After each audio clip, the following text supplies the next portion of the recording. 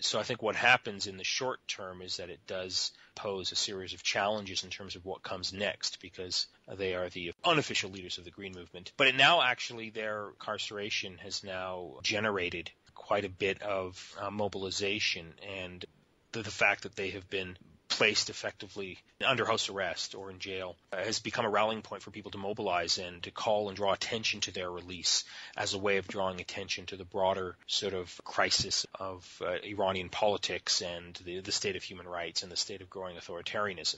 One of the people I talked to recently, Ali Reza Nourizadeh, was saying he thought that the current regime is kind of happy with the state of affairs, is happy to keep Mr. Karoubi and Mousavi under house arrest because while it does draw attention, it's still kind of only a slow boil. You know, they're not formally in prison. They still get to see their family from time to time. And so it's not bad enough to make people really upset is essentially the argument he's making. Would you agree with that or disagree? Or? No, I think he's basically correct. What's interesting is actually the regime has never officially announced that Mr. Mousavi and Karoubi have been arrested and placed under house arrest. The official line of the regime is that they are living in their homes and there has been no change in their status. And I think this is an attempt, and this is actually somewhat of a recognition, that were they to formally announce that Mr. Mousavi and Karoubi are in jail and that they're going to be put on trial, as some members of the Iranian political establishment have been calling for,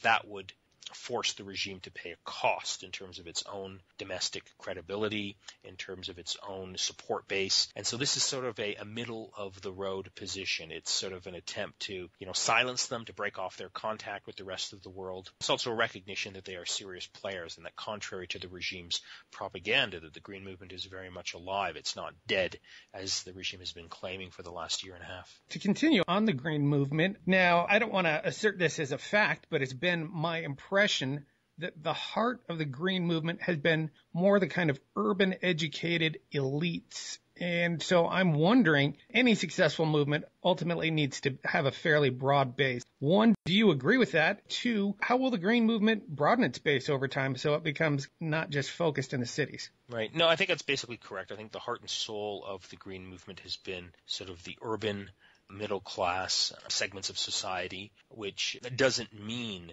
by extension that Ahmadinejad has widespread support in the countryside, as we often heard, about a year and a half ago, 2 years ago in the election. I don't think you can make that sort of binary division of Iran. But the question of broadening the support base of the Green Movement is something that the Green Movement leadership has been struggling with and wrestling with, and there's a recognition that they do need to broaden the base of support. The Green Movement charter was actually recently revised and updated. One of the aspects of that updated charter was a recognition that the Green Movement needs to make inroads and contacts and alliances with Iranian workers and with unions. And that's actually a strategy that's being pursued right now. As you might know, on May the 1st, that's International Workers' Day, and the Green Movement has been rallying its supporters and issuing statements responding to the grievances and to the very sort of abysmal plight of Iranian workers who have been protesting in textile plant and other sort of locations. And so that's, I think, one strategy, that recognizing sort of the important role that workers play. But it's also, important, just broadly speaking, to appreciate that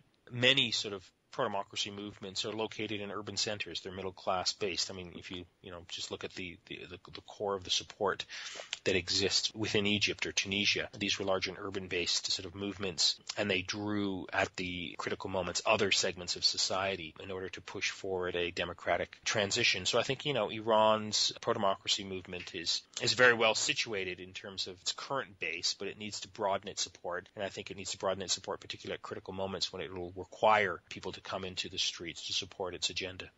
One of the most recent pieces of news out of Iran is that subsidies are being slashed. Most recently, bread prices are up 25%, and I can't help if wondering if the slow erosion of subsidies will be instrumental in weakening the support for the government. Ultimately, people do vote pocketbook issues.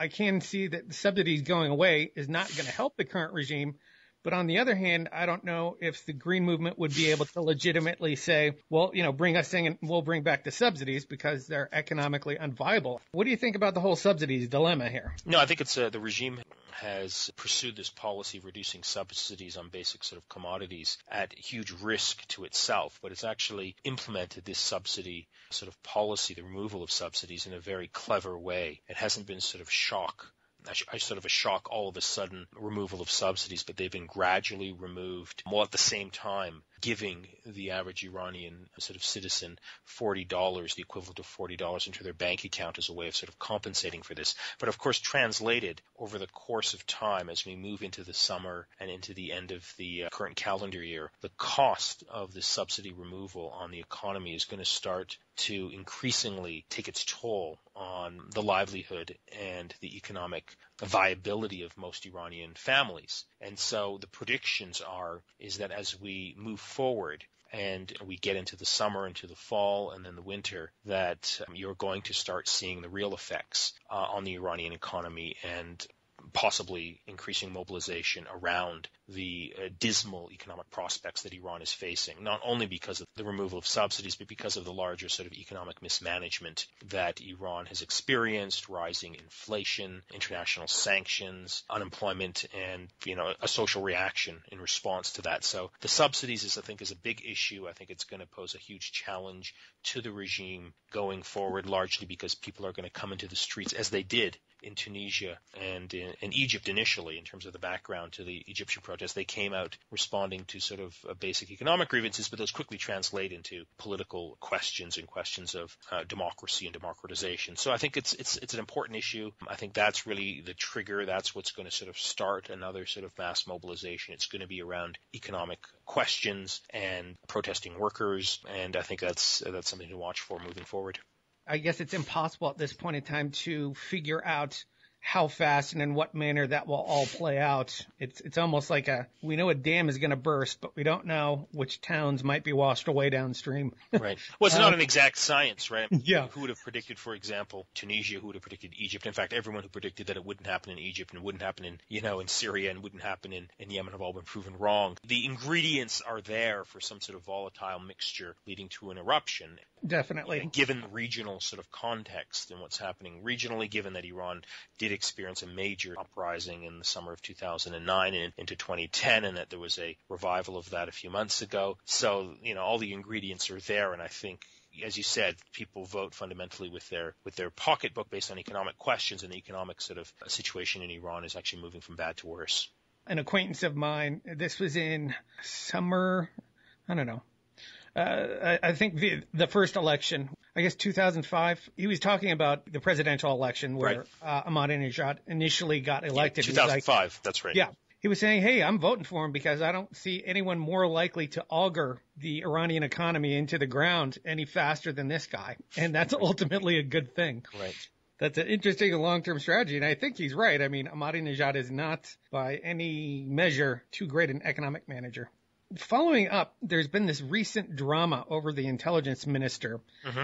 The recent statement from the supreme leader where he was minimizing the difference with Ahmadinejad over the whole intelligence minister. The supreme leader may have inadvertently weakened himself in regards to Ahmadinejad because he's backed Ahmadinejad with so much political capital. He's more or less stuck with whatever Ahmadinejad does. I mean, he can formally rescind it, and he did in the case of the intelligence minister's resignation, but he can't do a whole lot more than that. Would you agree, disagree, or what do you think of that interpretation? No, I think there's an element of truth to that interpretation in the sense that by strongly endorsing and backing, and in fact publicly announcing in June of 2009 that Ahmadinejad was the supreme leader's preferred candidate among all the candidates who ran for president, he has effectively tied his fate to that of the Ahmadinejad administration. I think in this particular case, he viewed that the position of intelligence minister is so critical to regime stability that he wanted what the supreme leader perceived to be the most effective man at that job. In authoritarian states, they are basically run out of the intelligence ministry given popular opposition and the need for coercive control. So the supreme leader, whose job really is to preserve the Iranian system as it is currently constituted in terms of the structure of power, he intervened to put what he perceived to be the best person at that important post, hoping that Ahmadinejad would acquiesce. It seems like he has acquiesced, and so politics moves on. It was an important development. I think it suggests that there are deep factional rivalries still at the elite level among the conservatives that perhaps may create sort of openings for democracy coming months and years. Yeah, I can't help but contrast and compare. When President Khatami was in office, I heard repeatedly, oh, well, he can't do much because the Iranian presidency is a relatively weak institution. But, after Ahmadinejad got into power, it seems like he effectively amplified his authority by spreading supporters, especially affiliated with the Iranian Revolutionary Guard Corps, throughout the government. And so it seems like it's not as weak as we used to hear. Yeah. If you're effective in leveraging the power. And right. One thing that Ahmadinejad does seem to have done cleverly is done that. Right. No, that's a good point, actually. I mean, you're right in describing sort of one of the arguments during the Khatami period that the presidency is weak and that power is really concentrated behind the scenes in the office of the supreme leader, in the Guardian Council, in the Revolutionary Guards, in the charitable foundations, etc. But the point really here, and I think the key sort of linkage here, is that the presidency is weak if it is going against the tide of entrenched political power. If it's lined up with sort of the conservative status quo, and it works within the framework of those powerful interests that are located fundamentally in the office of the Supreme Leader and in the Revolutionary Guards and in various charitable foundations, then the presidency can be very strong. And we've seen that in the case of Ahmadinejad, because he is coming out of the conservative camp. He works within that framework in terms of its foreign policy. He's not trying to challenge the structure of power, and he's not trying to sort of advance meaningful democratization. He has a lot of room for maneuverability. Occasionally he'll clash in terms of policies and ministerial choices. Sometimes he wins, sometimes he loses, but that doesn't, I think, really alter the basic structure of power. So I think one needs to sort of interpret the Khatami presidency and the Ahmadinejad presidency and the relative strength and weakness of the office of the Iranian president within that context of where is power located and whether you're trying to challenge and weaken that power base or whether you're trying to work within the existing power structure. That's a useful distinction missing from a lot of coverage. That will shine some light on it for the listeners. Let's talk a bit about your book, Islam, Secularism, and Liberal Democracy. Now, some people say there's a fundamental conflict between the secularism you need to sustain a liberal democracy and religious politics in predominantly Islamic countries, but you do not see irreconcilable differences there. So what do you think is missing from the analysis that say Islam and liberal democracy will inevitably be in conflict? Well, I think what's fundamentally missing here is a sense of history and a sense that religion is not a fossilized sort of set of ideas that cannot change. Fundamentally, religion and religious forces and groups sort of respond to changing social conditions in terms of their entrenched interests, in terms of advancing their own political agenda. And so what really, I think, is missing in this whole conversation about Islam and liberal democracy and the question of secularism is a sense of history and a sense of how politics very much is about an experiential sort of moment of transformation, of political contestation, and of evolution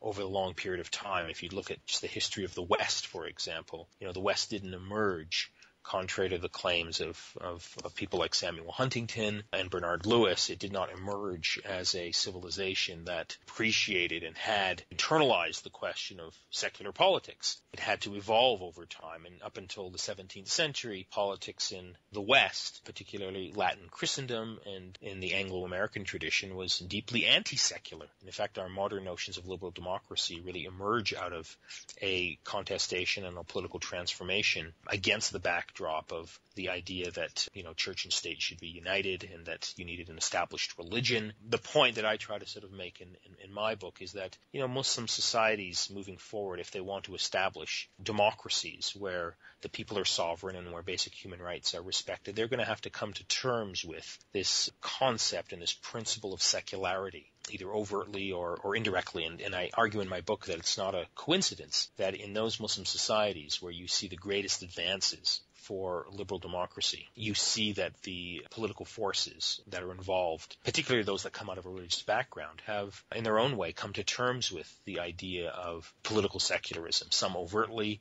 in case of Turkey, some less overtly but still substantially and functionally in the case of Indonesia, which are the two countries that rank the highest in terms of liberal democratic development.